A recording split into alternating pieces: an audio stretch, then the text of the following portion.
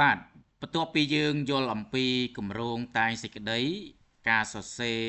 នៅក្នុងសេចក្តីអត្ថាធិប្បាយផ្នែកសេចក្តីផ្ដើមរួចរាល់ហើយយើងទៅមើលនៃការសរសេរ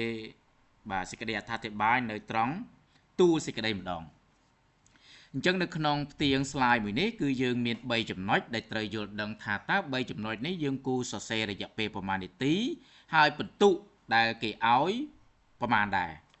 អញ្ចឹងយើងដឹងហើយថានៅក្នុងសេចក្តីអត្ថាធិប្បាយផ្នែកទូសេចក្តីនេះសម្រាប់ថ្នាក់សង្គមគេឲ្យ88បន្ទុក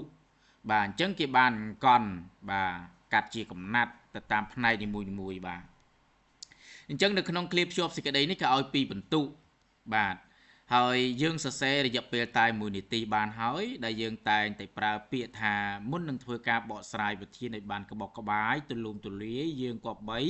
ពន្យល់ពាក្យកន្លឹះមួយចំនួនជាមុនសិនតែប៉ុណ្ណឹងយើងអត់ដល់សរសេរ1នាទីទេ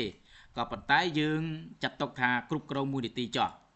បាទទី2គឺពន្យល់ពាក្យកន្លឹះបាទពន្យល់ពាក្យកន្លឹះគឺយើងយកពាក្យកន្លឹះពីប្រធានមក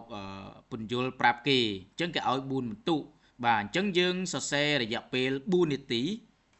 បាទចំពោះពន្យល់នៃប្រធាន4បន្ទុកដែរគឺយើងសរសេររយៈពេល5នាទីបាទអញ្ចឹងនេះគឺជាប្លង់មួយដែលយើងត្រូវចំណាយពេលតែ10នាទីទេសម្រាប់ការសរសេរឃ្លាភ្ជាប់សេចក្តីពន្យល់ពាក្យកន្លឹះនិងពន្យល់នៃប្រធានពេលដែលយើងយល់ច្បាស់យើងអាចគ្រប់គ្រងពេលវេលាបានគឺយើងបាទមានភាពថាជឿជាក់លើសមត្ថភាពខ្លួនឯងដែលយើងសរសេរបាននេះគឺជាចំណុចដែលយើងត្រូវសរសេរតែ10នាទីទេអញ្ចឹងយើងទៅមើលខ្លឹមសារយើងបន្តទៀតទៅលើផ្នែកបាទបកស្រាយប្រធានម្ដង